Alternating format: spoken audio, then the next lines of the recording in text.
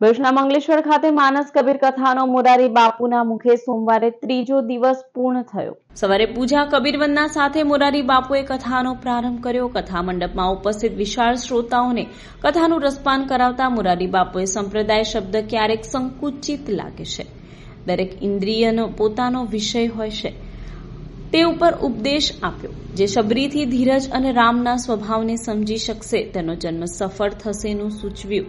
રાંધેલા વાસણને ગધેડા પર જ લઈ જવામાં આવે છે। મોટી ખ્યાતિ માટે મોટો ટેક્સ ચૂકવવો પડે છે। જેણે હરિનું નામ નથી લીધું તે ક્યારેય ભજન ઉપર PhD કરે છે।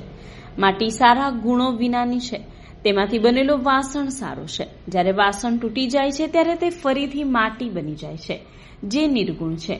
શબ્દોની પણ એક દુનિયા હોય છે, શબ્દોને પણ શણગાર હોય છે કહી કથામાં શબ્દોનું મહત્વ વર્ણવ્યું। ત્રીજા દિવસે ભગવાન રામ અને શબરીના પ્રસંગોનું વર્ણન કર્યું।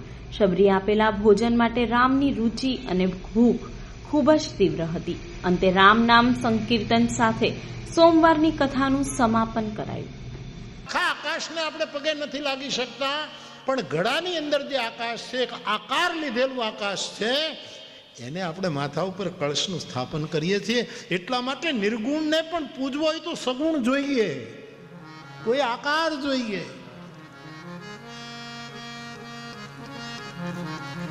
નિર્ગુણ સમજવા માટે કોઈ વેદાંતીના આશ્રમમાં જવું હોય તો ત્યાં પણ એક અવકાશ છે, ત્યાં એક આંગણું છે, ત્યાં કંઈક આકારને પકડવો પડશે। અને કબીર સાહેબને એનો વિરોધ નથી। કબીર સાહેબ તો એક પદમાં એમ કહે કે હું તો રામ મારા પીવ છે ને હું તો એની બાપુ આપે મને કીધું હતું, હા